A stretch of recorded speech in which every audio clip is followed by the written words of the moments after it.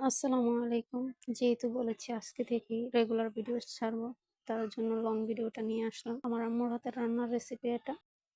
যদিও অত বড় ডিস্কি দিয়ে রান্না করতেছে এতগুলো মানুষ নিয়ে আমাদের ঘরে খাওয়ার জন্য।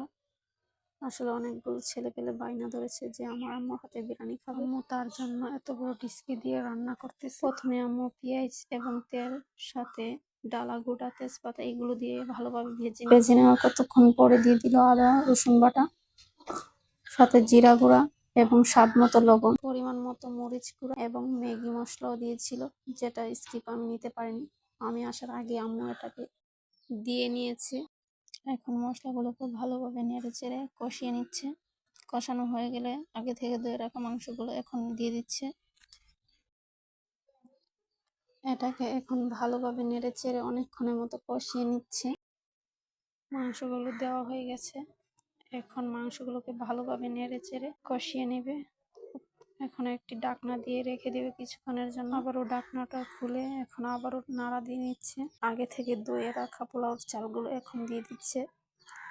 দেওয়ার পর কতক্ষণ নেড়ে চেড়ে নিচ্ছে, ভালোভাবে মিক্স করে নিচ্ছে।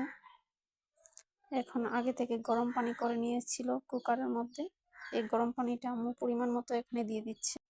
এখন ভালোভাবে নেড়ে চেড়ে ঢাকনা দিয়ে ঢেকে রেখে দেবে কিছুক্ষণের জন্য। কিছুক্ষণ পরে যখন এটাকে দেখে নেবেন 80% সিদ্ধ হয়ে গেছে, তখন এটাকে দমে রেখে দেবেন আরো 10 মিনিটের মতো। এখন হয়ে গেছে আমাদের পোলাওটা। মাশাআল্লাহ, দেখতেই পাচ্ছেন কতটা সুন্দর একটি কালার এসেছে। যেমন কালার তেমন স্বাদ। মাশাআল্লাহ, খেতে এত সুস্বাদু হয়েছে কি বলবো। সবাই আমাকে একটি লাইক দিয়ে দিবেন, আমার পেজটা ফলো করে আমার সাথে থাকবেন। আল্লাহ হাফেজ।